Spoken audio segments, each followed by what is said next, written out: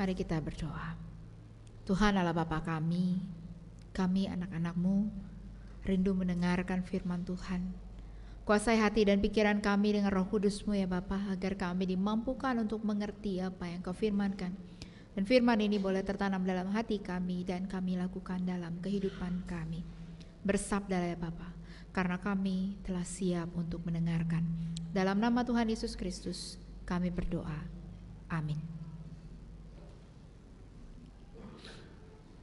Pembacaan Alkitab pada hari ini dengan tema Kuasa Tuhan lewat doa dan pujian terambil dari Kisah Para Rasul 16 ayat 25 sampai 36. Kisah Para Rasul 16 ayat 25 sampai 36. Dengarkanlah firman Tuhan. Namun kira-kira tengah malam, Paulus dan Silas berdoa dan menyanyikan puji-pujian kepada Allah, dan orang-orang hukuman lain mendengarkan mereka. Tetapi tiba-tiba terjadilah gempa bumi yang hebat, sehingga fondasi-fondasi penjara itu goyah. Seketika itu juga terbukalah semua pintu dan terlepaslah belenggu mereka semua. Ketika kepala penjara itu terjaga dari tidurnya dan melihat pintu-pintu penjara terbuka, ia menghunus pedangnya hendak membunuh diri, karena ia menyangka bahwa orang-orang hukuman itu telah melarikan diri. Namun Paulus berseru dengan suara nyaring, "Jangan celakakan dirimu, sebab kami semuanya masih ada di sini." Kepala penjara itu menyuruh membawa suluh, lalu berlari masuk, dan dengan gemetar sujudlah ia di depan Paulus dan Silas. Ia mengantar mereka keluar sambil berkata, "Tuan-tuan, apa yang harus aku perbuat supaya aku diselamatkan?" Jawab mereka, "Percayalah kepada Tuhan Yesus, dan engkau akan selamat, engkau dan seisi rumahmu." Lalu mereka memberitakan firman Tuhan kepadanya dan kepada semua orang yang ada di rumahnya. Pada tengah malam itu juga, kepala penjara itu membawa mereka dan membasuh luka mereka.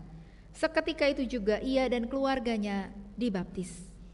Lalu ia membawa mereka ke rumahnya dan menghidangkan makanan kepada mereka. Ia sangat bergembira bahwa ia dan seisi rumahnya telah percaya kepada Allah. Setelah hari siang, pembesar-pembesar kota menyuruh pejabat-pejabat kota pergi ke penjara dengan pesan, "Lepaskanlah kedua orang itu." Kepala penjara meneruskan pesan itu kepada Paulus, katanya, "Pembesar-pembesar kota telah menyuruh melepaskan kamu, jadi keluarlah kamu sekarang dan pergilah dengan damai." Demikianlah firman Tuhan. Berbahagialah setiap orang yang mendengarkan firman Allah dan yang memeliharanya. Firman-Mu Tuhan, pelita bagi kakiku dan terang bagi jalanku. Haleluya. Haleluya, haleluya, haleluya.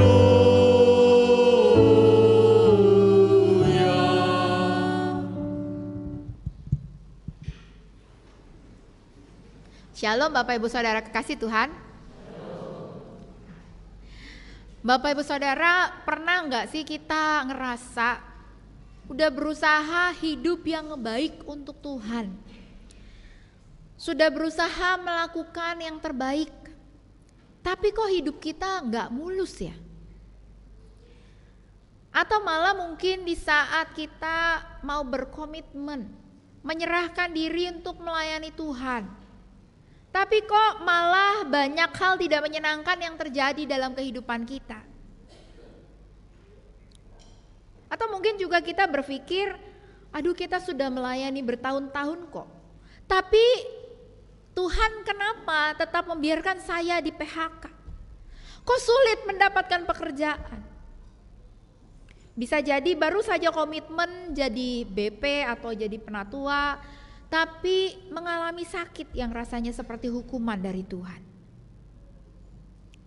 Atau mungkin kita merasa kita sudah setia melayani Tuhan, tapi kenapa Tuhan mengizinkan kita mengalami kerugian, kedukaan, atau masalah-masalah yang pelik dalam hidup kita?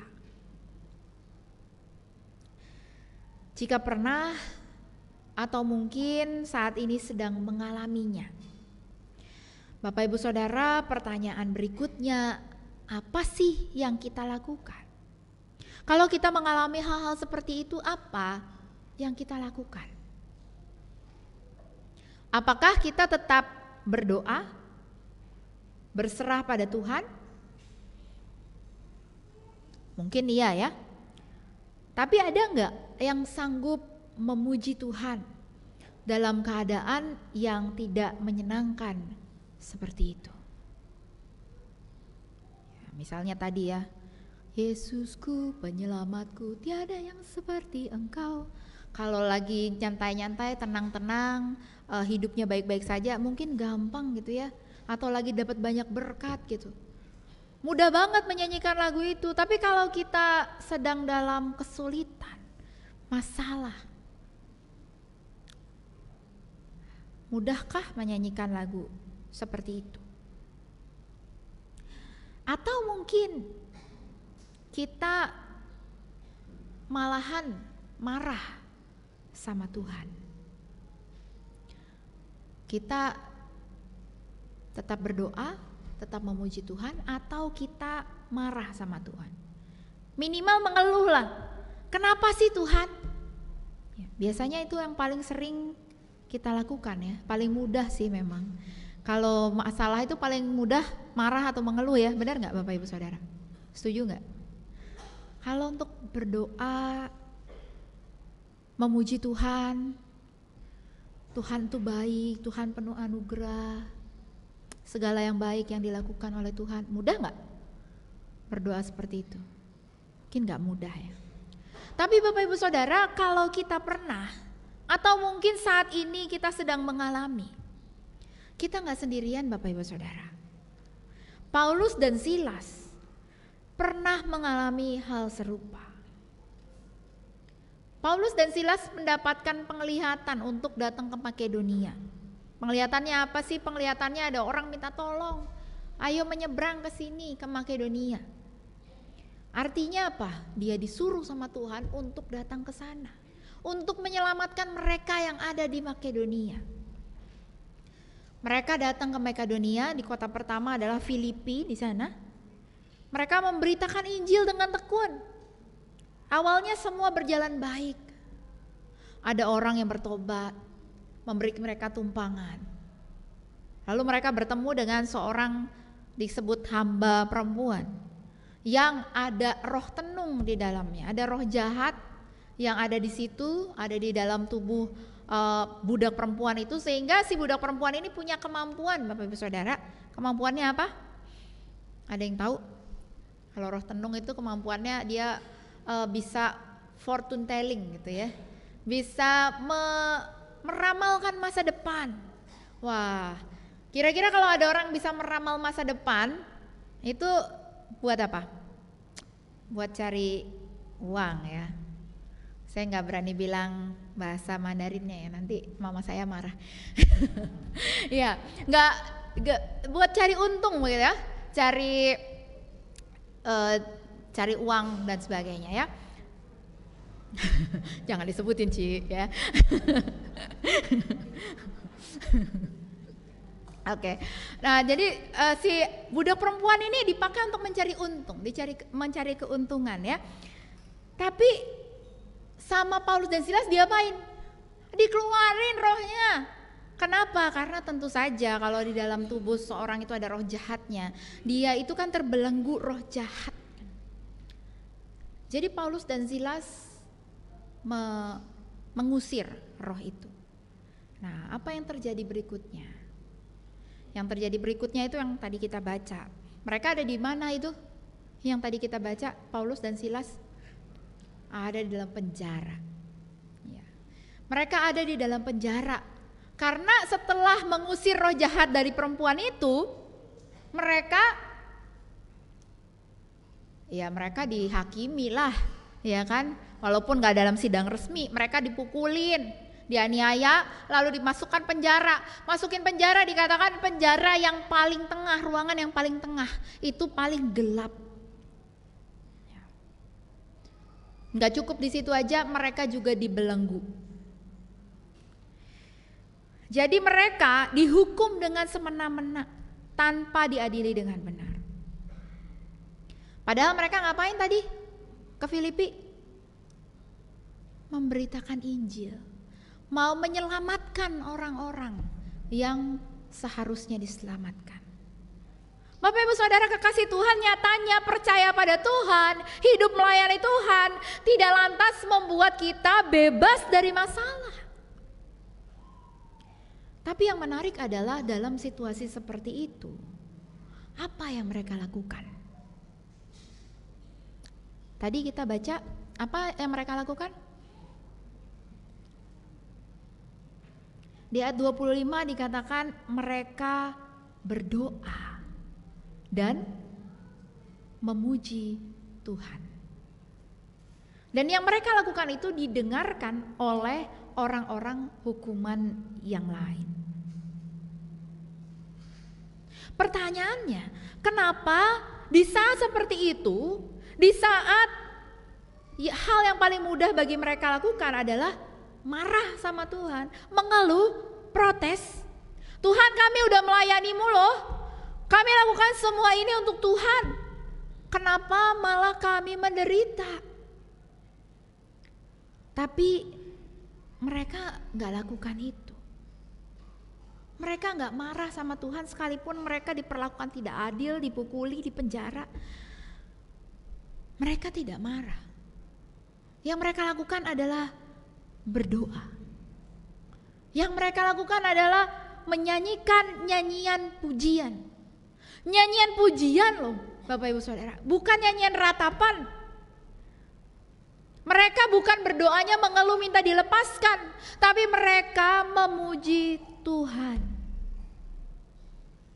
Bapak Ibu Saudara, sesungguhnya doa dan pujian adalah ekspresi iman.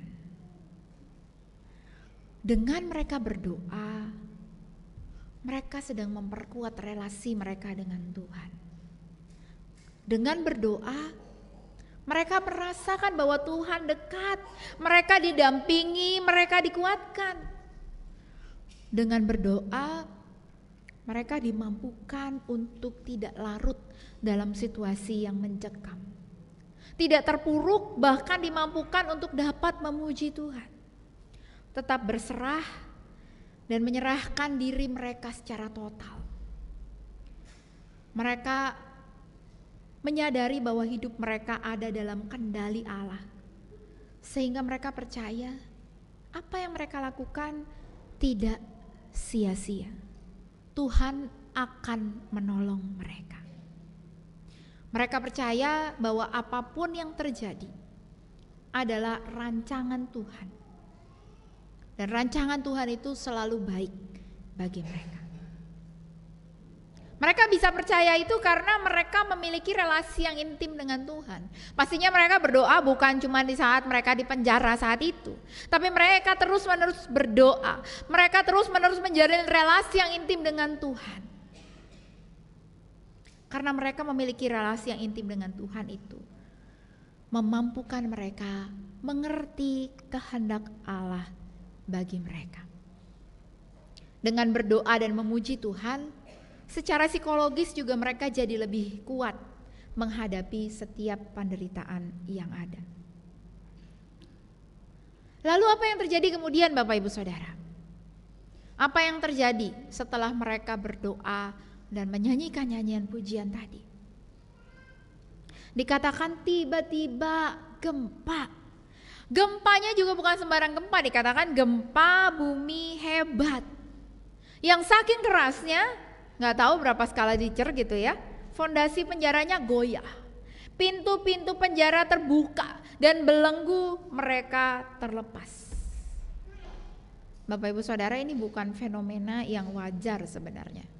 Kalau gempa sekalipun kuat ya, kecuali dia ngerubuhin itu penjaranya, itu harusnya tidak bikin pintu-pintunya terlepas, terbuka dan belenggunya terlepas. Tetapi hal ini juga membuat mereka sadar bahwa ini bukan sembarang gempa, tetapi gempa yang memang terjadi karena Tuhan yang menunjukkan kuasanya. Dan yang lebih aneh lagi sebenarnya, mereka semua masih ada dalam tahanan. Sekalipun gempa membuka semua pintu dan belenggu. Malah yang panik siapa Bapak Ibu Saudara? Kepala penjaranya panik. Udah megang pedang nih mau bunuh diri gitu ya. Wah, serem banget. Pasti dia udah stres banget gitu ya ngelihat pintu penjaranya kebuka semua. Wah, ini pasti tahanannya semua kabur, apalagi yang paling tengah ya kan. Orang dia tadi tuh yang nyanyi-nyanyi, jangan-jangan dia tuh yang bikin gempa gitu kan. Udah stres nih kepala penjara. Tapi diteriakin sama Paulus, jangan gitu ya. Nanti jangan bunuh diri gitu ya, karena kami masih ada di sini semua. Kepala penjara itu diselamatkan. Bukan hanya diselamatkan nyawanya, tetapi si kepala penjara ini diselamatkan juga jiwanya. Singkat cerita, sang kepala penjara bertobat. Dan mereka, Paulus dan Silas, diobati, diberi makan, dan di pagi harinya mereka dilepaskan. Gempa bumi yang terjadi itu bukan hanya karena doa dan pujian dari Paulus dan Silas, Bapak Ibu Saudara. Bukan karena doa dan pujian mereka begitu dahsyat sehingga bumi bergoncang dan mereka dibebaskan, tidak. Gempa bumi tersebut menunjukkan kuasa Tuhan yang besar. Menunjukkan bahwa Allah yang disembah dan diberitakan oleh Paulus dan Silas dalam Yesus Kristus itulah yang punya kuasa. Allah yang kepadanya Paulus dan Silas berdoa dan menaikkan pujian. Doa dan pujian Paulus dan Silas bukanlah mantra, bukan sihir, tetapi ungkapan iman pada Dia yang berkuasa atas semesta. Bapak Ibu Saudara kekasih Tuhan, firman Tuhan hari ini menunjukkan sesungguhnya ada kuasa melalui doa dan pujian. Seperti yang terjadi pada Paulus dan Silas. Ketika mereka mengekspresikan iman mereka lewat doa dan pujian, Tuhan menunjukkan kuasanya. Firman Tuhan hari ini juga mengingatkan bahwa kita penting sekali, perlu sekali berdoa dan memuji Tuhan sebagai ungkapan iman kita. Sekalipun mungkin kondisi dan situasi kita tidak baik-baik saja, tidak menyenangkan, banyak kekecewaan yang terjadi dalam hidup kita. Tapi berdoa dan memuji Tuhan itu tetap penting, karena dengan berdoa kita dikuatkan. Dengan berdoa relasi kita dengan Tuhan dipererat dan kita dimampukan untuk merasa bahwa Tuhan itu dekat. Tuhan ada bersama kita dan kita dimampukan untuk menyerahkan kekhawatiran, kesedihan, keputusasaan kepadanya.